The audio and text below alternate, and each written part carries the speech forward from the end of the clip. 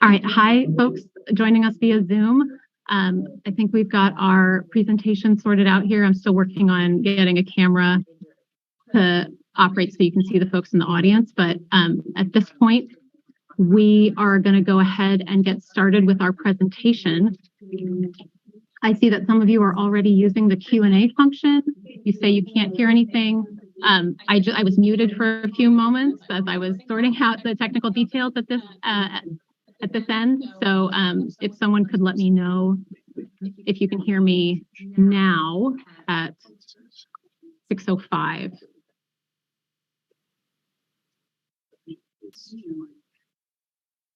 Yes. Okay, great. Thank you so much. Okay, I'm going to pass it. I'm going to go stand in another location and start the presentation. Watch. You'll be able to see the PowerPoint presentation on your screen.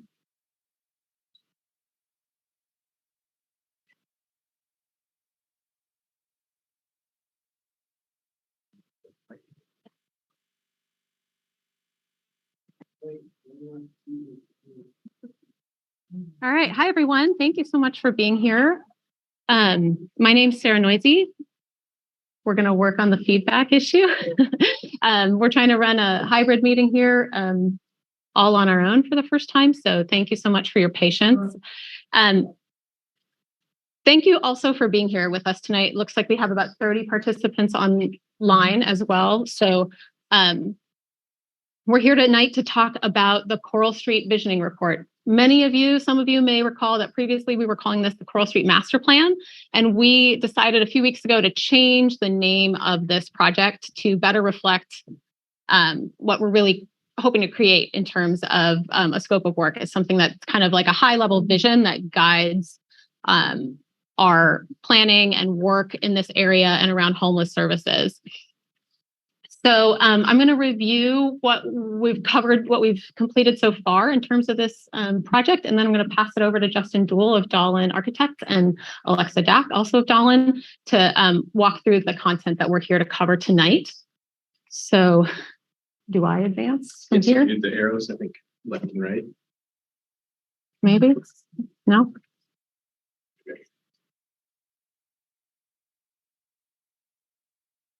Okay, great. So I'm going to, as I mentioned, thank you, recap the charrette that we had in December. I think many of you were able to attend that or participate in the online component that we put up. It was over the holidays, so I understand there may be some feedback that we're still collecting at this point related to those topics. And then Justin and Alexa are going to talk through some of the different typologies, so different types of buildings or types of development that could happen in this area and the different kind of services or activities that they could support. And then we'll talk about, what are the options, short-term options, future-term options, and then thinking about the development capacity on each site. So in terms of the timeline, we started work on this in late last year in October and had our first community meeting in December, and then an online component of that as well. At this point, we're here in February working on getting another round of community feedback on some of the options for development. And then the next phase is going to be moving into taking a draft vision report to the Planning Commission for input, and then ultimately to the City Council for input and for them to accept the report. Oh, I keep using the wrong button. I usually use the left-handed mouse.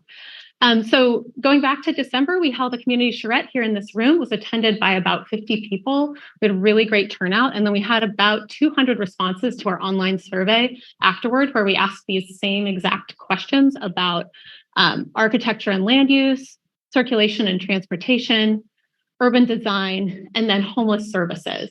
So this really allowed people to talk about a lot of different topics that affect the homeless services campus and the neighborhood around it. So other people move through this area, other people use this area for purposes unrelated to homeless services. And so it gave us an opportunity to really collect feedback on all of that big variety of different topics. And we did hear some consistent themes. So services, transportation, walkability, those were like the big themes that kind of came out of that first round of feedback. health, food, hygiene, careers, housing is also up there. Obviously, this is just kind of a word cloud of like topics as they were mentioned in that first charrette. And then broken down by topic area, you'll see even more, as talking about architecture and land use, really this idea about community and how can we bring community together in this space and have this be, a campus that isn't just sort of like exclusive and closed, but also creates a sense of safety for folks that are in need of homeless services, that they feel like they have their own community there, but how do we integrate it with the broader community? In urban design, we heard a lot about creating outdoor space. And again, you're seeing that word community up there as well, because we know that that's one of the big important things about Santa Cruz is beautiful and high quality outdoor spaces. That's important to all of our residents and citizens.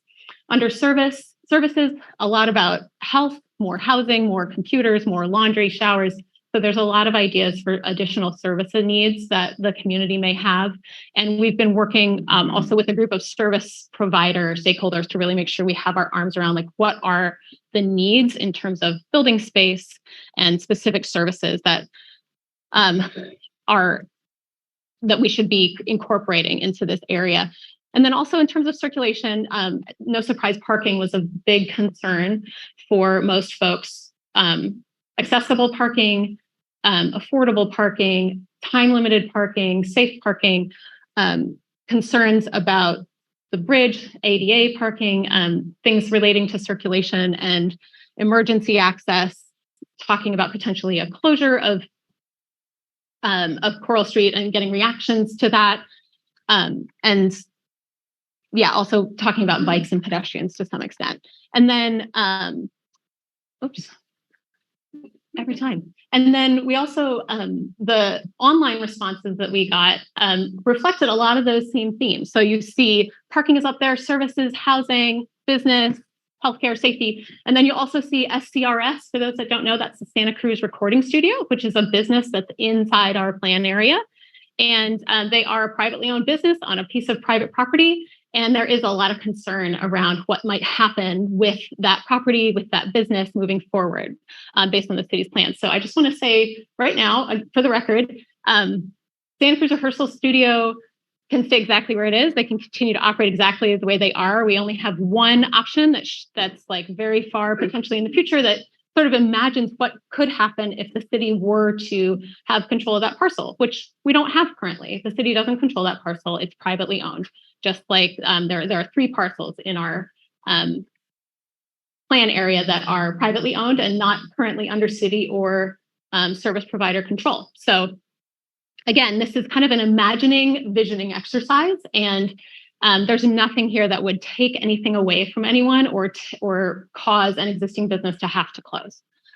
So I just want to address our plan area shown here in blue. So this is both sides of Coral Street from the railroad tracks to River Street. So that's kind of how we set that boundary. And that's why these parcels are included. And then we also included one additional parcel on River Street because it's currently leased by Housing Matters. So that kind of defines the boundaries of what we're looking at and visioning for in this exercise. And with that, I'm going to bring Justin Duell forward to take over.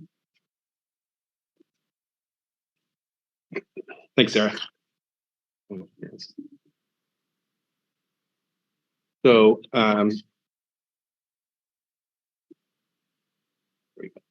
as Sarah was saying, we've addressed essentially parcels that are connected to Coral Street and front on Coral Street between the railroad tracks and River Street. And you can see based on the color coding here, the purple ones are actually owned by the city.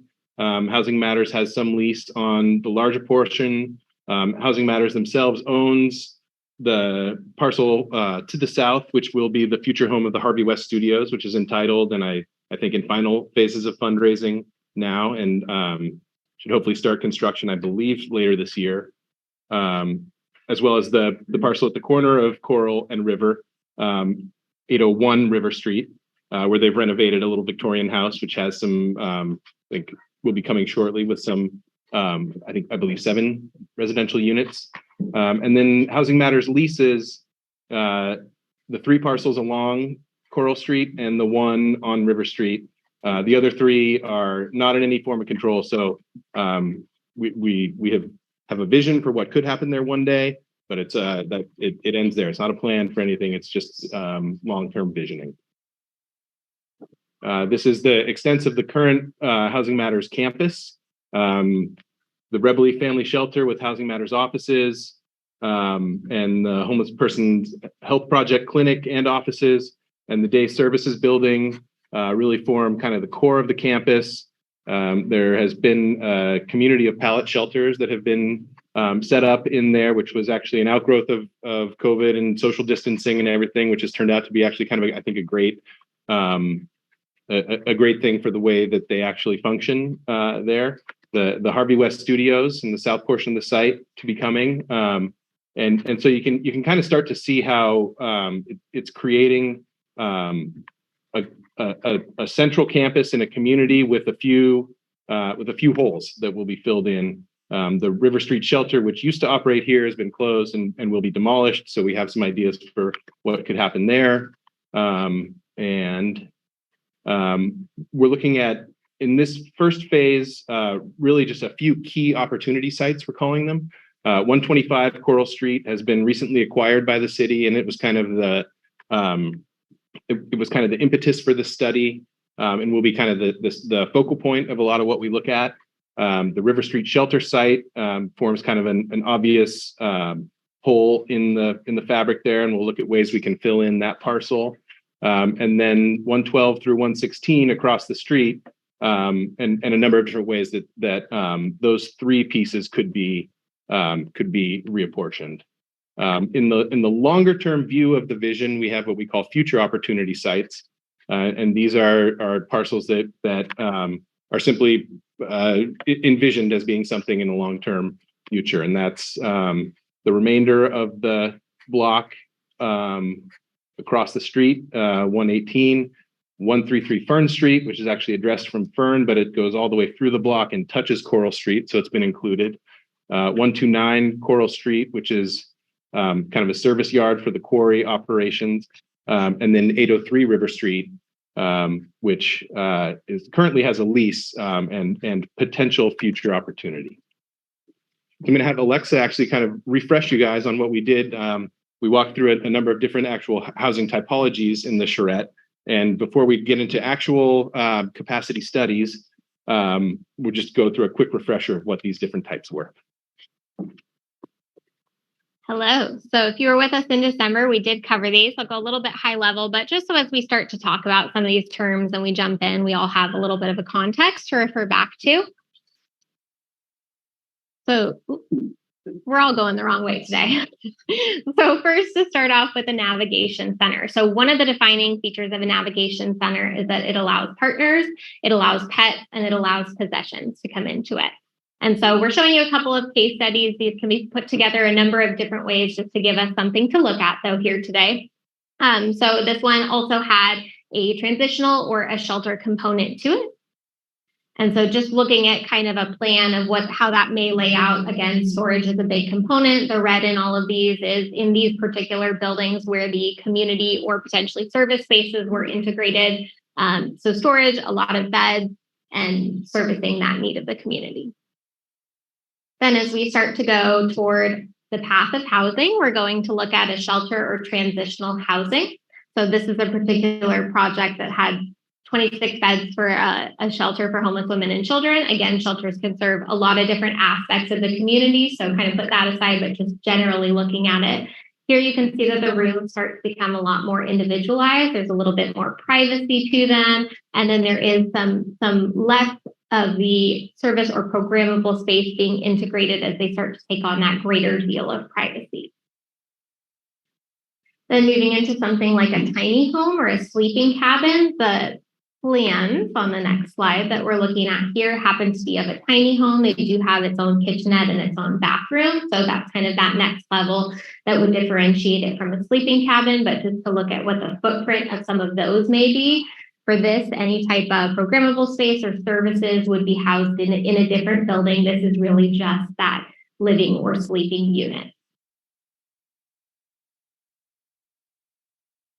or affordable housing, and this can take on a lot of different forms. It can be very low income, low income. There's a lot of different factors that can play here. But essentially, it's permanent housing units that also come with the support and their services. Again, a lot of times nice programmatical space, like open space outside, space for offices, different uses like that to also support the services that are being provided. And so again, really, privacy of units, that own personal space, and then of course the red spaces we've highlighted to serve those needs. Well,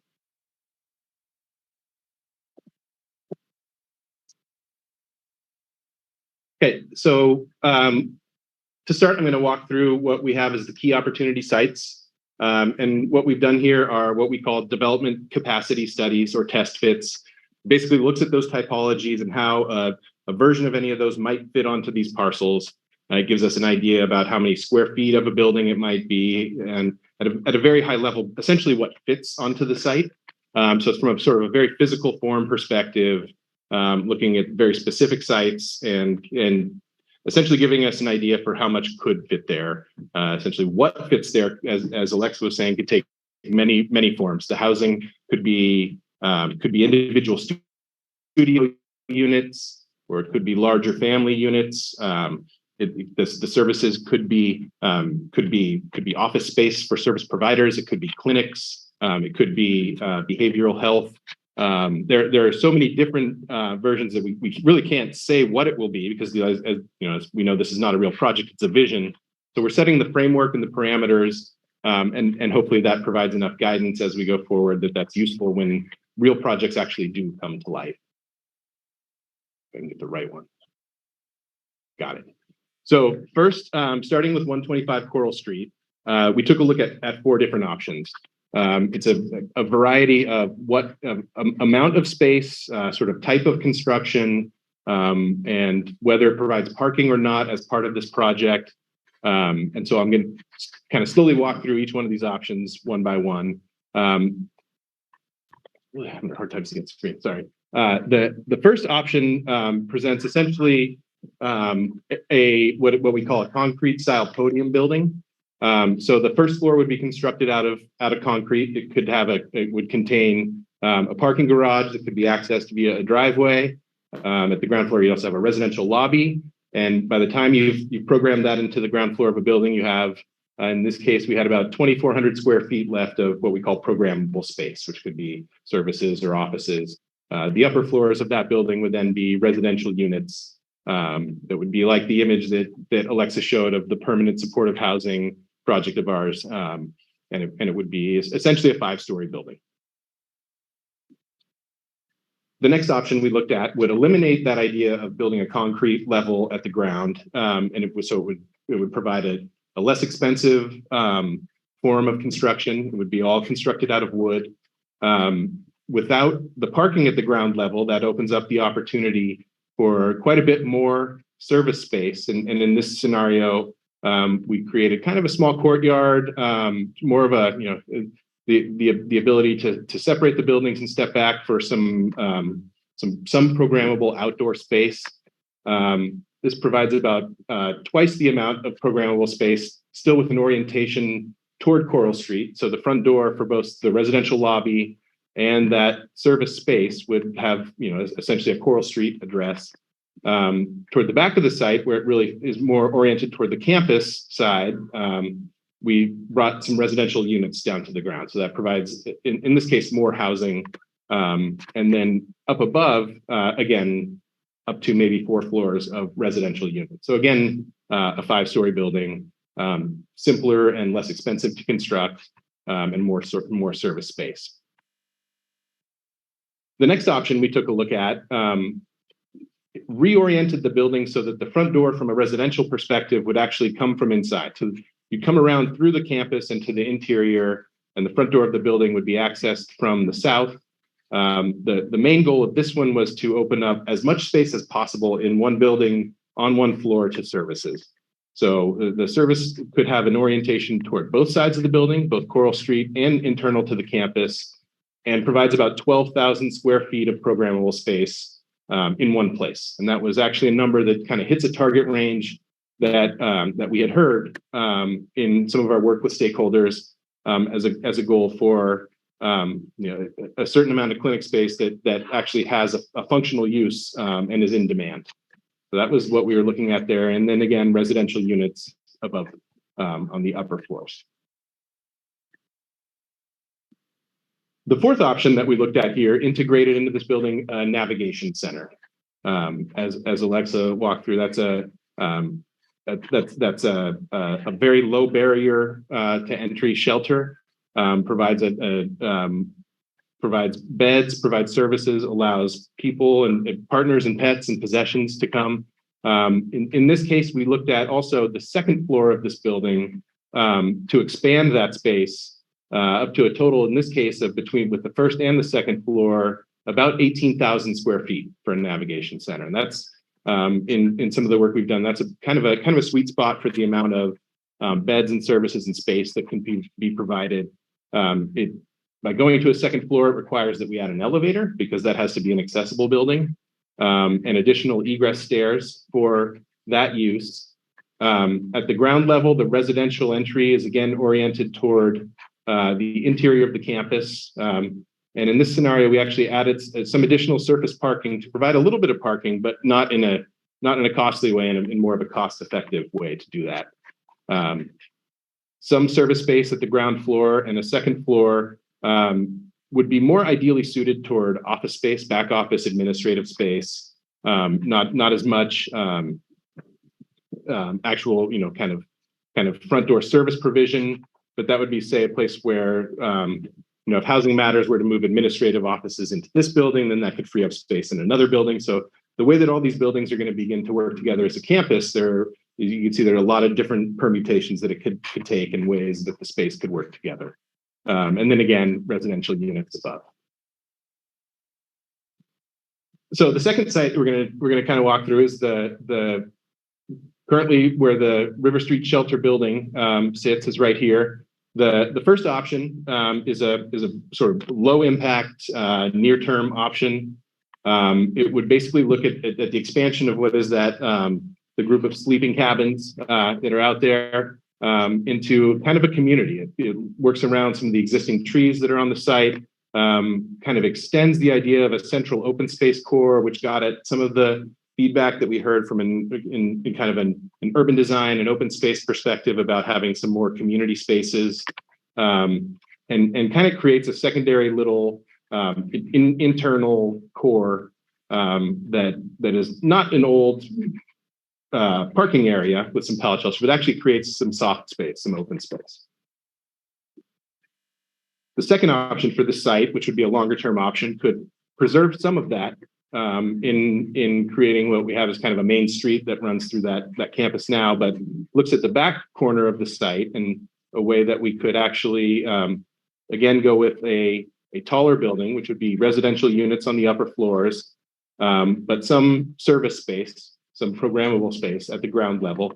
And this building would start to kind of enclose the site. It would create a little bit more of a buffer from the intersection of the highways out here, and focus again around kind of creating what is a central core to the campus. So we'll look across the street now at the third site, which is 112, 114, and 116 Coral Street. There's about 7,000 square feet of space right now that's used by Housing Matters, and essentially I guess a staging or storage kind of capacity. And so in many ways it's underutilized space, but it's there. There's already a building. The first option simply says, let's take that and just make it functional. Let's make it useful. Let's look at the needs that we have to provide services, and find ways that without, with very little investment, we could actually get a significant amount of programmable space that could provide a lot of services. The second option would take a look at a navigation center, potentially integrating into the first piece, 112 Coral Street. And the parking area and access to the access to the existing parking area could shift over to a driveway, which would still allow for use of that parking area and access to the site, while coming up with a higher utilization for that space this together is about 16,000 square foot navigation center on 2 levels. So next, we're going to take a look at the future opportunity sites. And that's 803 River, 118 Coral, 133 Fern, and 129 Coral. Since we are just right here on Coral, we're going to look at what the future option for 112 through 118 could be if all 4 of those pieces were to go together. This takes a look at actually bringing in at the ground floor a commercial space. Could be a sandwich shop, or could be a coffee shop, or food, or some sort of kind of small low impact use, but creating what is kind of a U shape, or an upside down U shape, I guess, surrounding a courtyard that engages with Coral Street on the front. So this would be a place where there could be a small lawn area with some seats, or outdoor tables and a fountain. It could engage in a way with the commercial space where you could get a cup of coffee and you could sit out there and read, or do whatever you wanted to do. But it starts to get at some of those ideas about creating community space that engages with Coral Street itself, and with the remainder of the building provide some parking and essentially upper floors of residential use. 803 River Street, we took a look at that and the fabric that it sits in, and this great little project that Housing Matters has done next door, and said, it probably would be nice to keep the grain, to do something similar to that project. And this building could provide some parking access off of the alley that runs behind, and maybe 8 small residential units. The size of the site doesn't lend itself. It doesn't really assemble with anything. So the pattern of what's along River Street there is a finer grain of building. So we felt like this was something that was compatible for that site. Moving on to 129 Coral Street. This is the site that's currently used by the quarry, and the 125 Coral Street project that we looked at kind of wraps around. We heard over and over and over again parking. So what could happen to that site in the short term would be, let's say this would be maybe a staff parking lot, or assigned parking of some kind that would be for visitors. Because it only has a very short access frontage, we can't do a loop of circulation through there. So it really has to be something that you'd have to know you're going to a particular spot to go in this kind of parking lot. It wouldn't be very well suited to public parking, because you could end up with you end up in a dead end and there's no space, and someone pulls in and there's a traffic jam. So the thought with that one is that it would be assigned parking, could be used in a number of different ways, but that it could serve the entire campus. It really would be like a kind of like a shared parking scenario. In the future, we looked at that as potentially being a tiny home site. And so each one of these would provide sleeping space, a kitchen, and a bathroom. It would create kind of a core of a little cottage community, and then reserve the front portion of that site for a small little community, again, kind of a green open space. It could have sort of terraced seating with what might be like a little amphitheater, a little stage, some other soft space, a few picnic tables, something like that would, again, kind of engage with Coral Street, and provide, one of these kind of semi-public, semi-private spaces. But it starts to create those neat little kind of opportunities for social interaction, and a sense of community. Going across the street to 133 Fern, this parcel has access from both sides.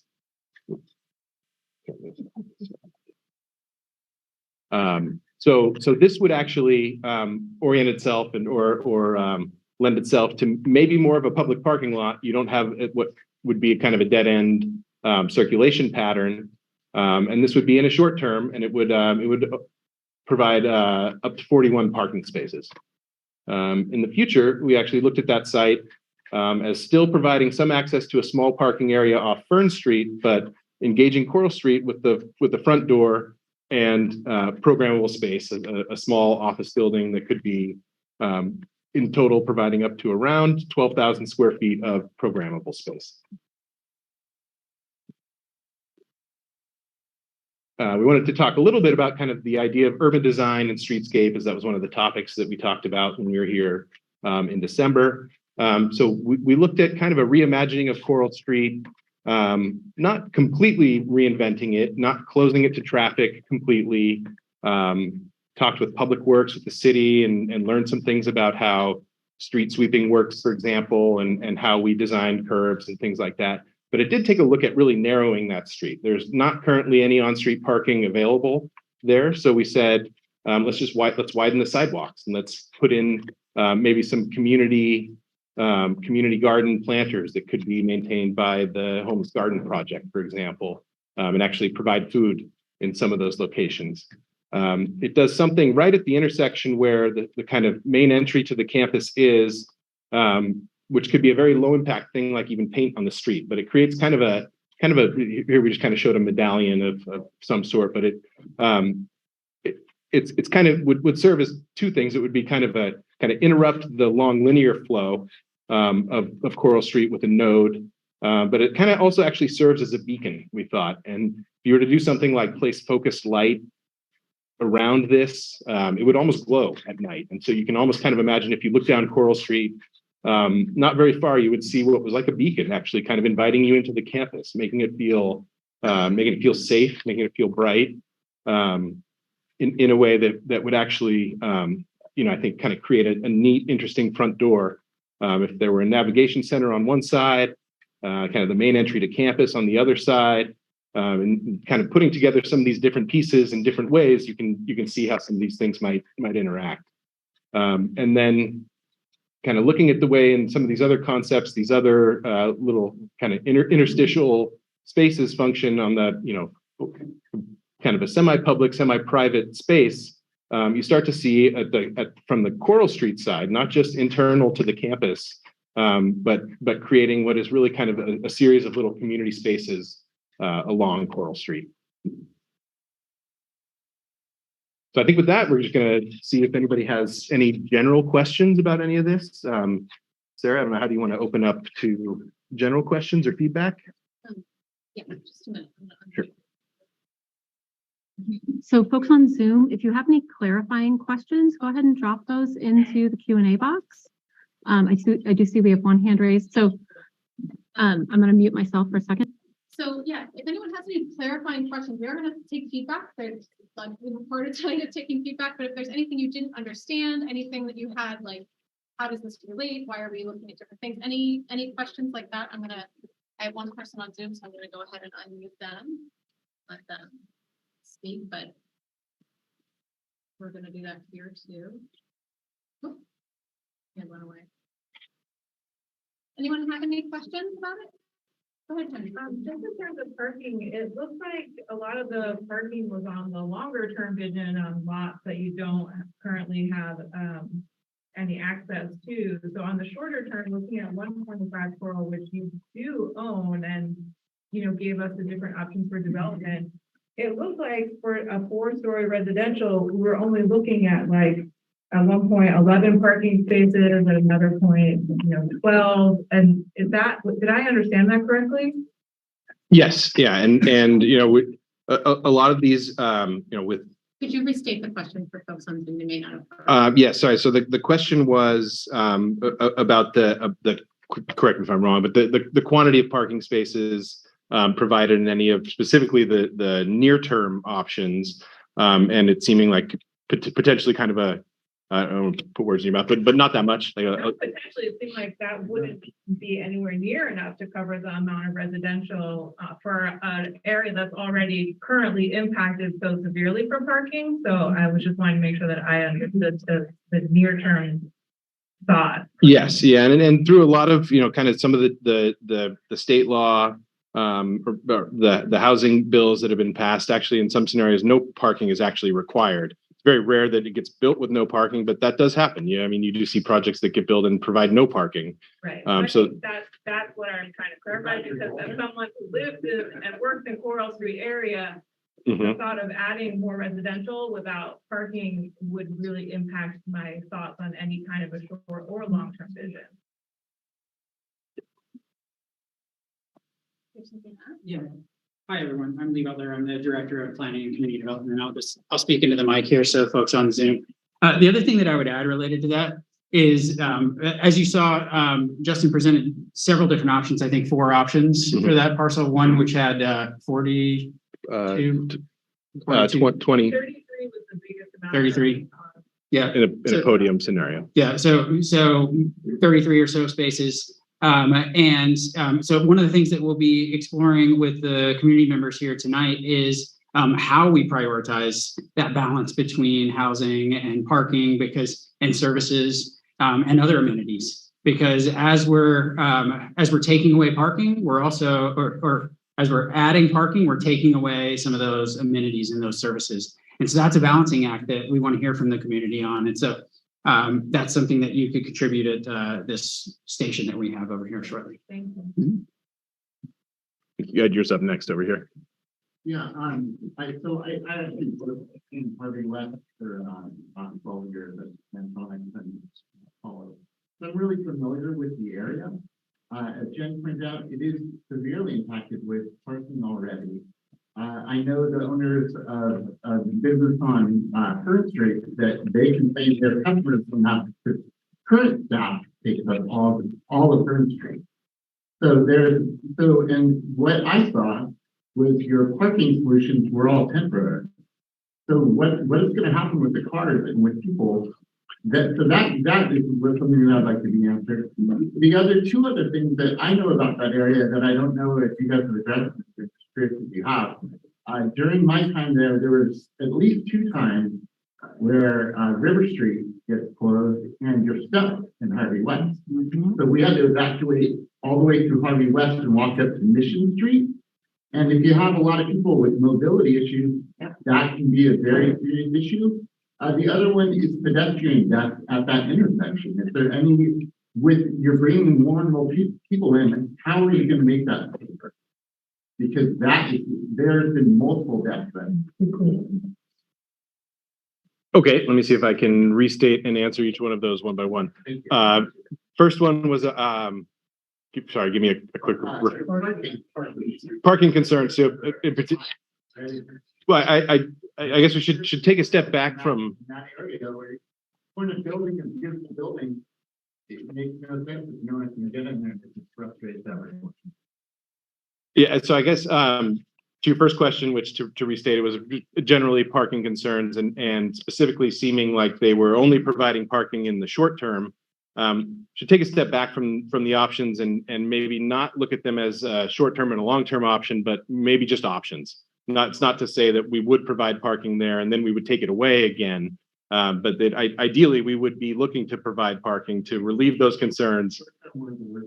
Yes. So so thank you for allowing me to clarify. The second concern was mobility and evacuation scenario. River Street is closed.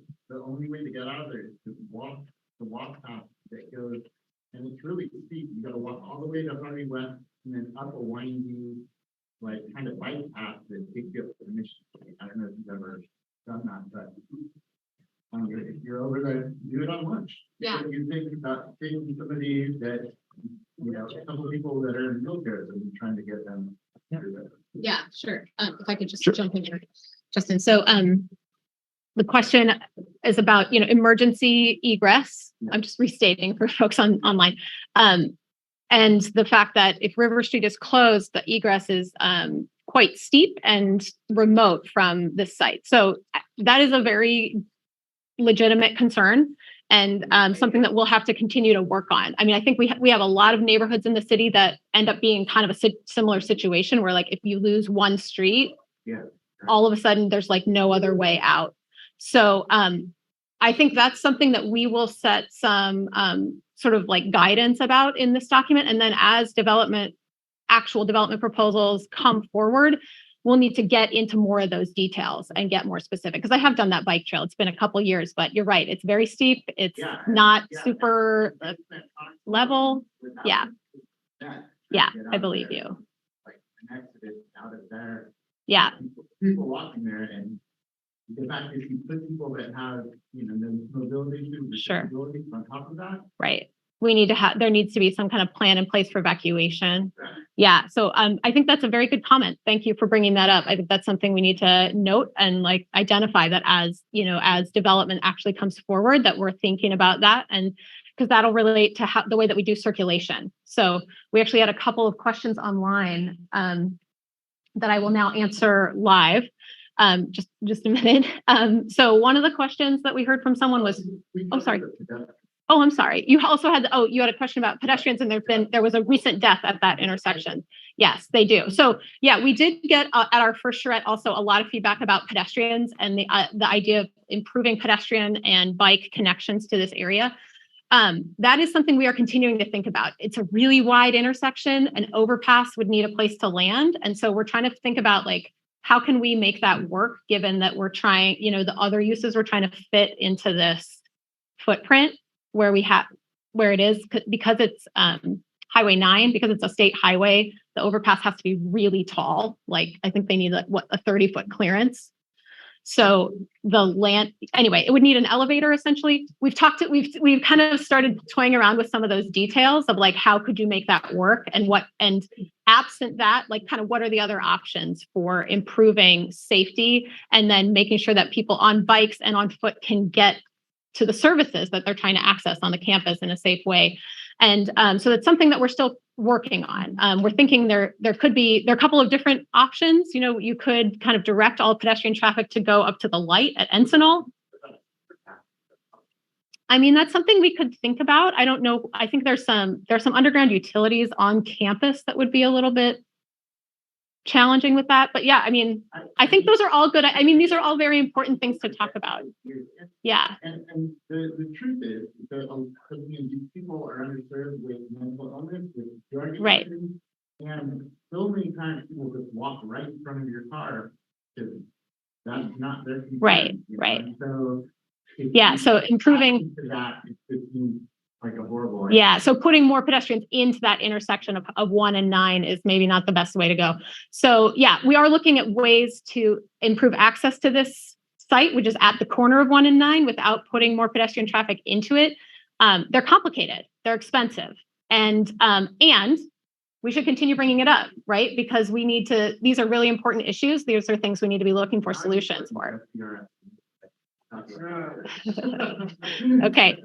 Can we get some more of these questions up that are online? We had one question online that was, who's going to pay for all the buildings? So great question. So what we're doing right now, we're using our imagination. We're setting a long-term vision, right? We know that reality is going to be different than that vision, because in reality, we need money, we need funding sources, we need willing development partners, we need people that are interested in and able to provide the services that are needed and build the buildings that are required to provide those services. So one of the reasons that we're on the timeline that we are on right now, where we're kind of doing some of this outreach like right over the holidays, is because we want to be ready with this visioning report for a round of state funding that could become available as soon as March. So that's the idea, is that there would be some public funding involved, and there would be also some private development partners that would work to sort of like bring forward at least something for that first parcel at 125 Coral Street that the city just acquired. But yeah, that's paying for the things. That's why this is a very long-term vision, because there's not an identified funding source right now. The city and its partners are going to be, trying to work that out over the coming years. Do you have anything you want to add? Okay.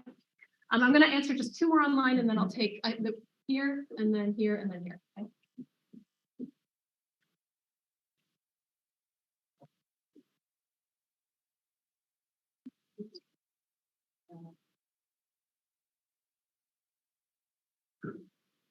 A lot of questions about walkability and pedestrians.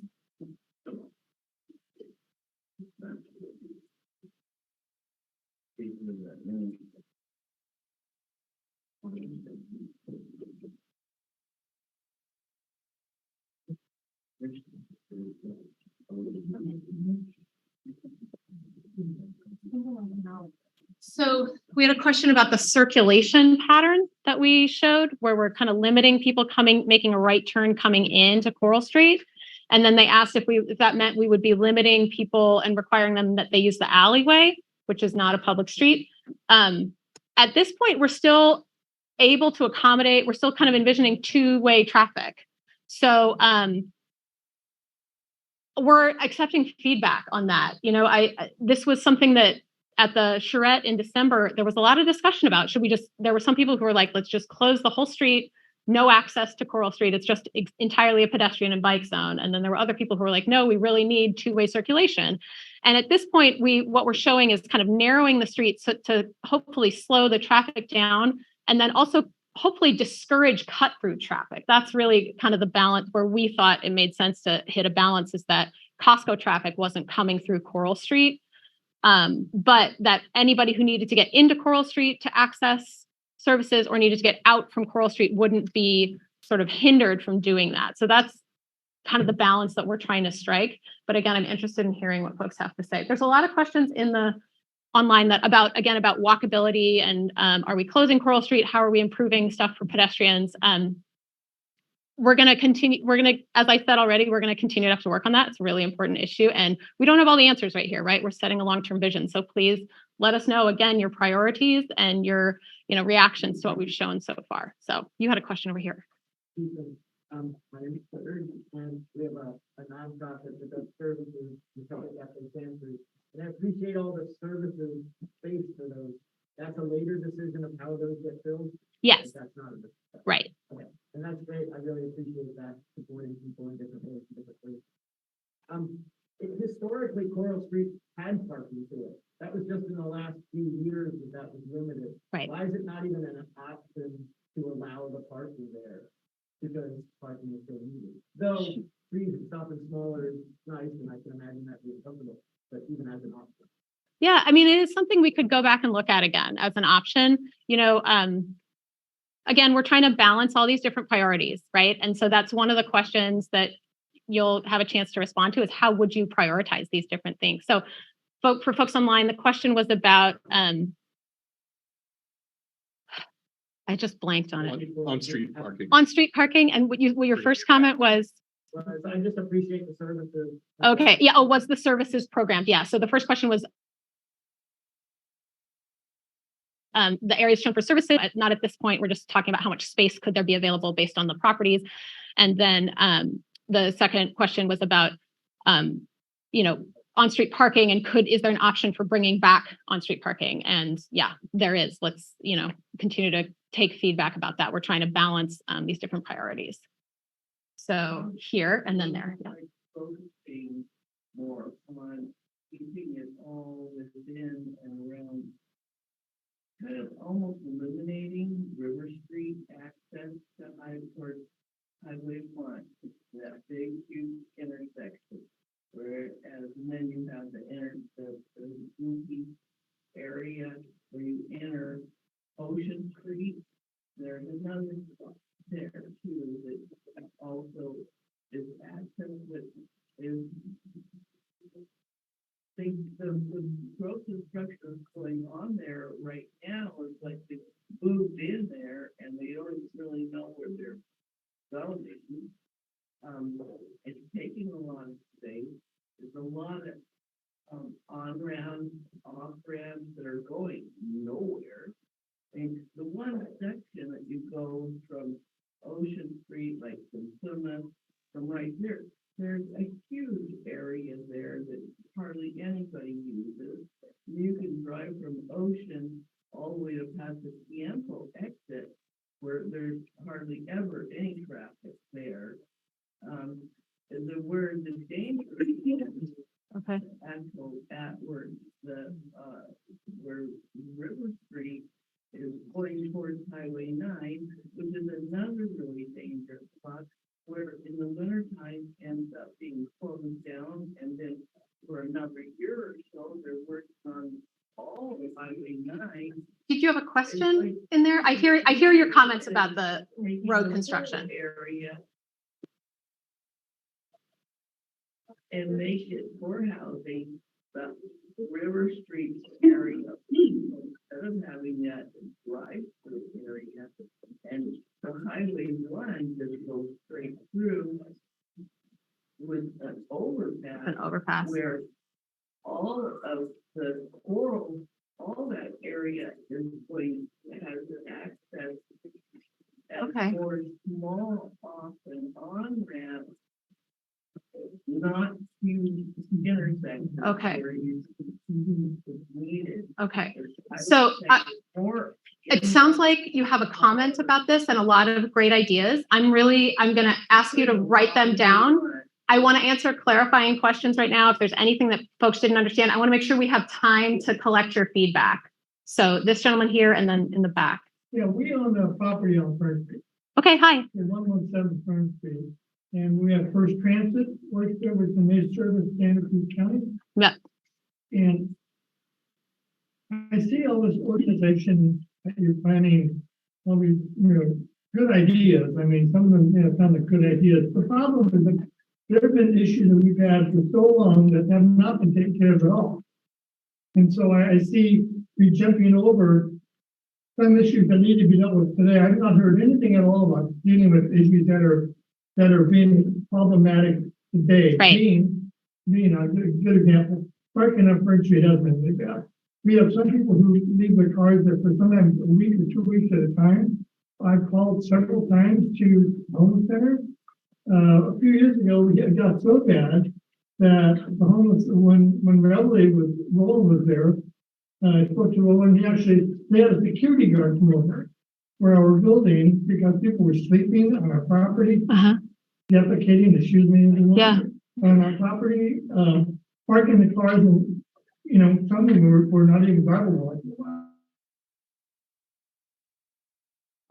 And so when I see it's still going on, and then I see you making these pretty incredible plans for this huge expansion, when something in such a small area can't be taken care of now as it is. Why would we expand? So my question being is that, are you going to be able to do anything that's going to make it safer for people on Fern Street so they get eaten up a lot by the home center? And the alleyway that you're talking about, where if you turn on Fern Street, you go to the alleyway out of Coral, that goes right next to our property where First Transit is. And people turn on that road and people drive too fast. Really, crazy fast. And it's a commercial alleyway. Right. And so I just show these grandiose plans, the little issues that have been bothering everyone for a long time, especially if a business center come up and take care of it all. Okay. And how are you going to do all the fix that if you can't take care of if you can't do the litter stuff? It's a great question. So we'll come there in a minute. So the question for those online was, we're having existing issues on Fern Street, issues with parking, issues with encampments, issues with people hanging out, issues with cars being parked there for a week or 2 weeks, issues that aren't being dealt with now. So making all these grandiose plans, looking into the future, how can we do that if we can't take care of what's here? Yeah. Thank you. So here's the answer, is that we are always doing both things at the same time.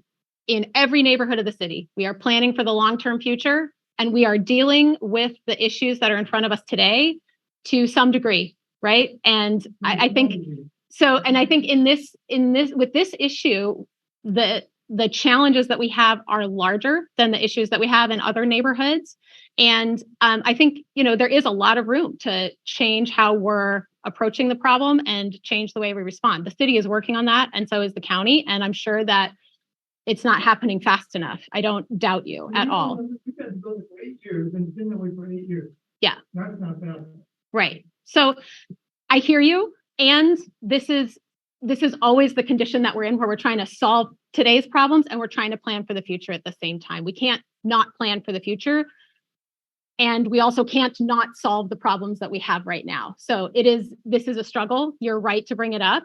And we're going to continue to do both things all over the city. We're going to plan for the future, and we're going to hope for the best and use our imagination about what could happen in the future. And we're going to, try our best to respond to the issues and problems that are in front of us with the tools that we have available today. And so hopefully there's some interaction between these two conditions of what's happening today and what could happen in the future, so that we're creating more solutions as we move forward rather than more problems. And so I'm glad that you're here tonight, because you have an eye on what are the existing problems on Fern Street. And we need to know about that. So parking on Fern Street, that's not something I had heard before as a specific problem. I'm glad you're here to tell me.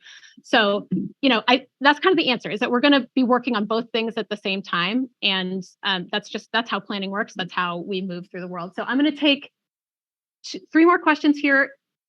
And then there's some online that I'm going to get to. So sir in the back, you were next. I'm here tonight because I would like to understand better how to plan to vision advance in your plan. It looks to me like even your short-term phase 2 plan will be very impactful on this business and the community. Yeah. With increased parking, possibly construction issues. And I would also like to have a little bit firmer bracket around this, future plan. Someday we're going to do something with this property. What do you mean by that? And how far into the future are you envisioning? Yeah.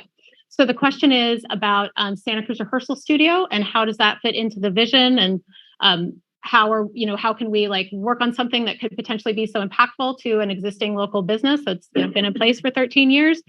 And then the second part of your question was the long term. What do you mean? How long term? Yeah. How long term are we? Yeah. Okay. So first of all,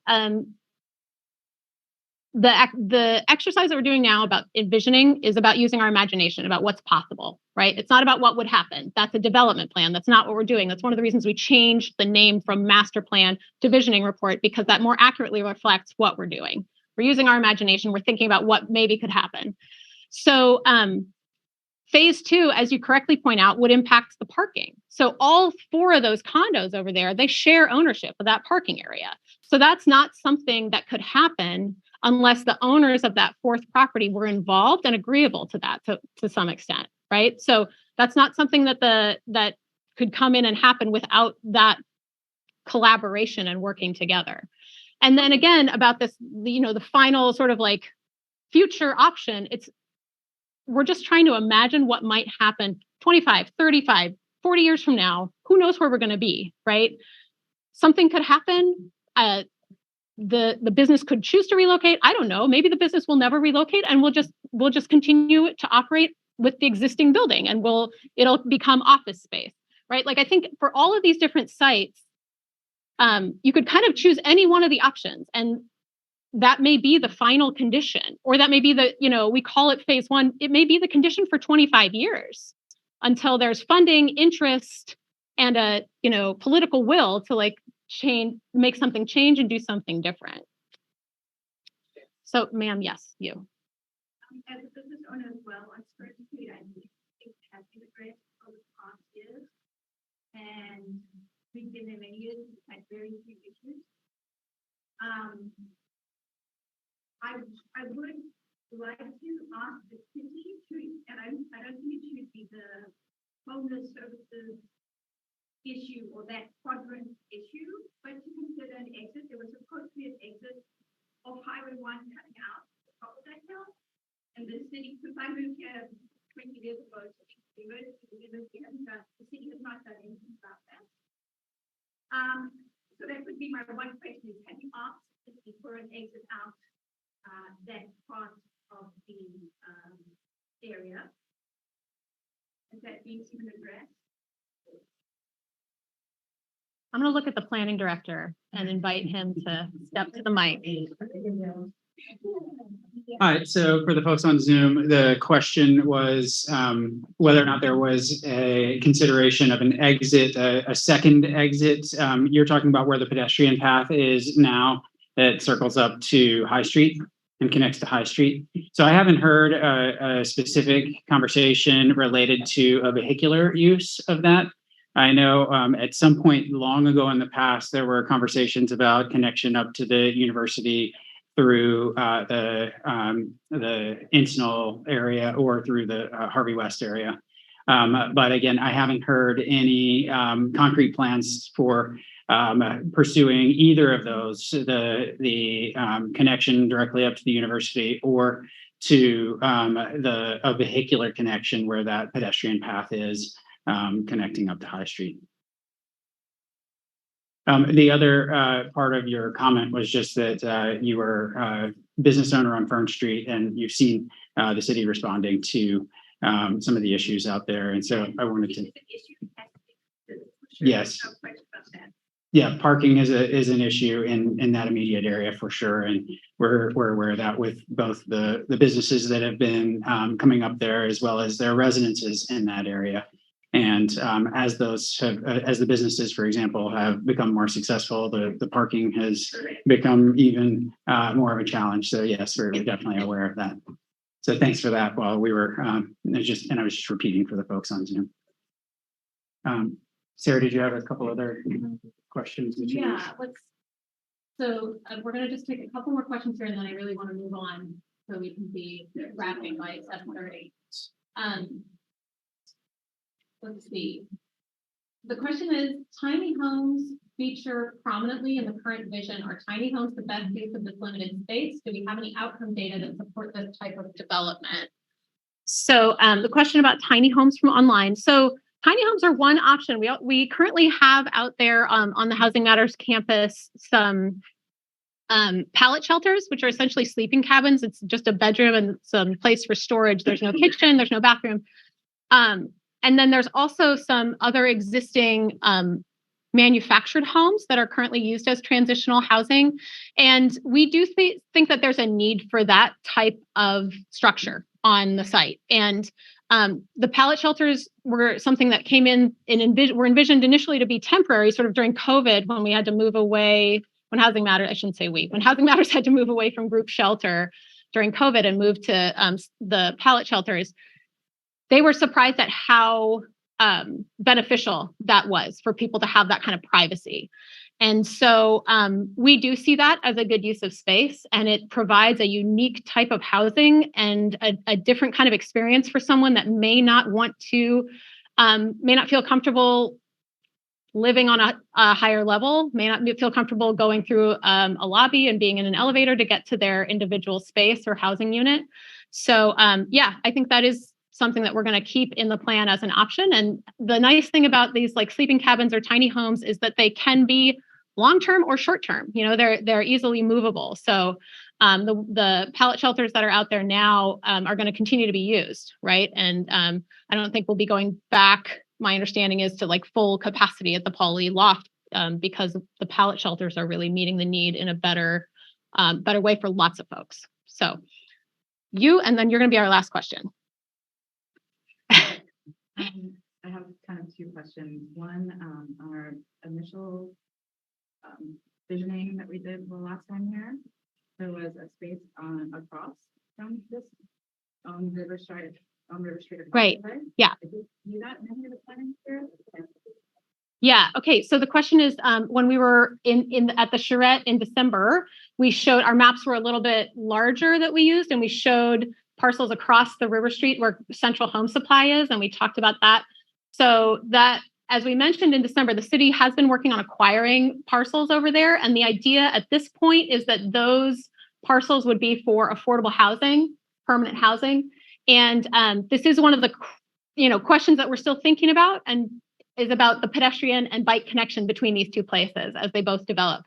And so that's one of the things that we're sort of thinking through is like, could it be possible for, a development there of with an affordable housing developer partner to include some contribution to building an overpass or an underpass or something to improve safety for pedestrians?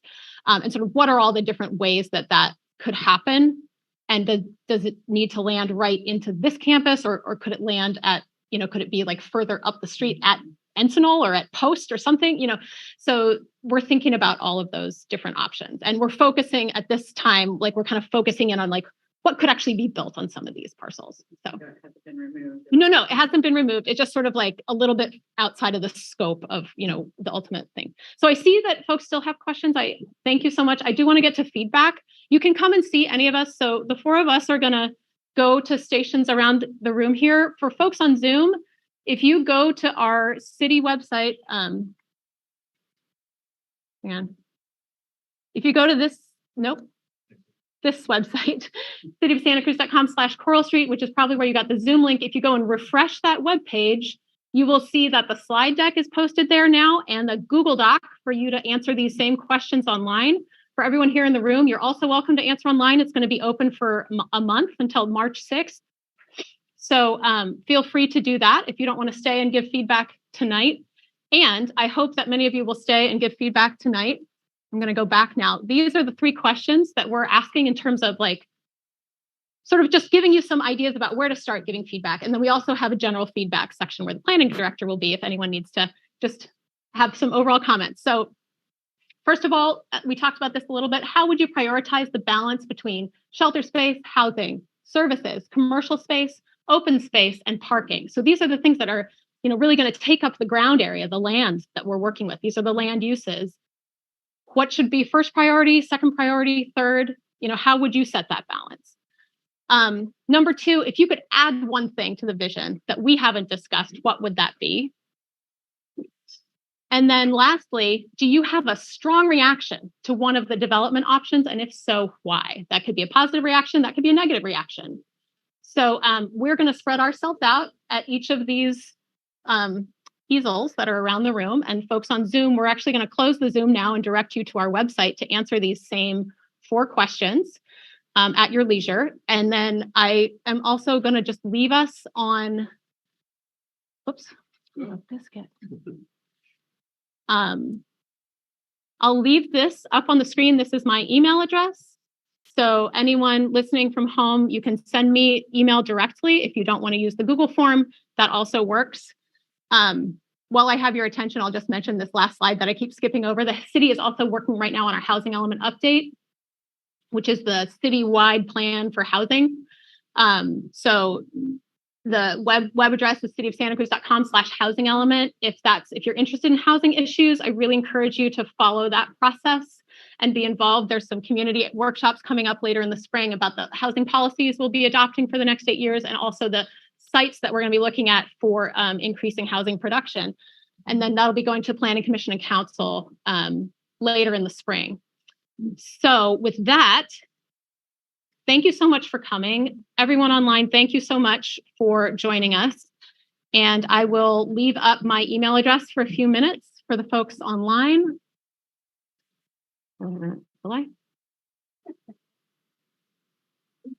How did I do that? My name is Sarah Noisy. Justin, I got lost.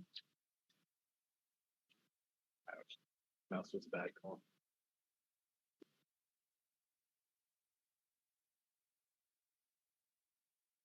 Oh, there we go. Okay, so there's my email address. I'm going to close the Zoom in about 5 minutes. But thank you so much for coming, everyone on Zoom, and folks here in the room. We'll see you in our corners. Thank you.